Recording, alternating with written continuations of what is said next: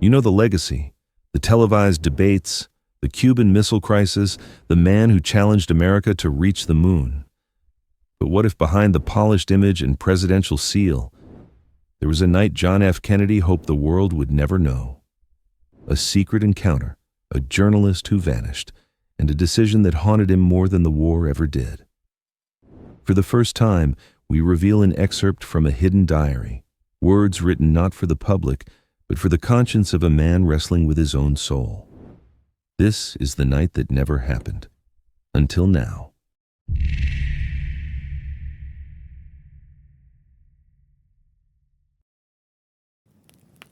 I do not expect you to believe what I'm about to write.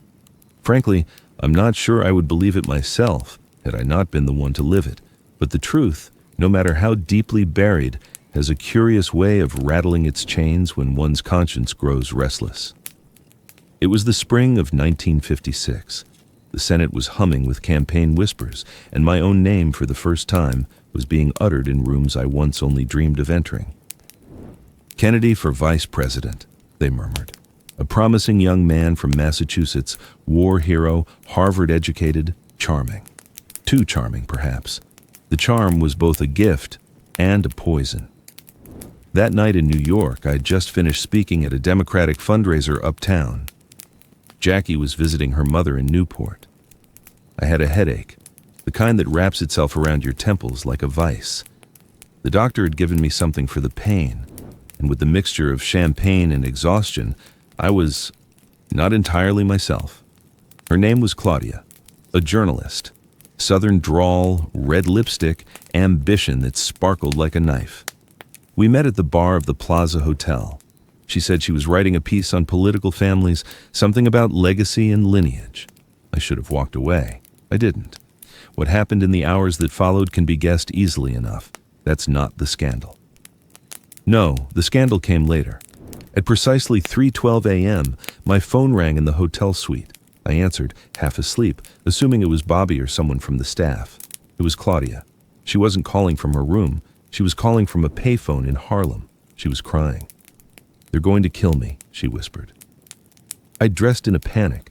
When I found her, she was bruised, her dress torn.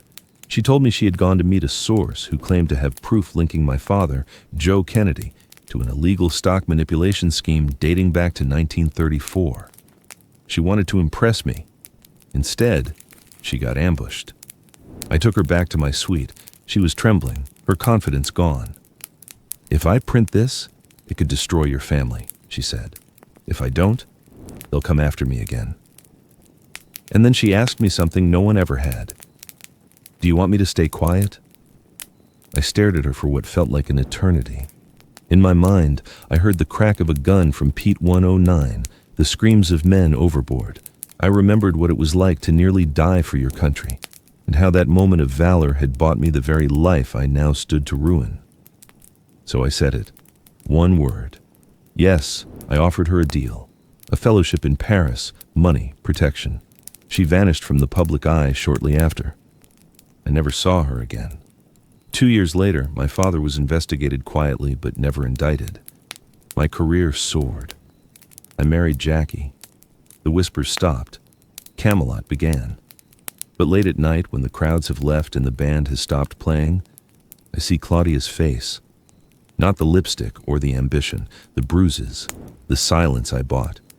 The part of me that knew I had crossed a line, not of law perhaps, but of character. People call me a hero, they call me a leader. But if they ever found this page, they might call me something else. A coward.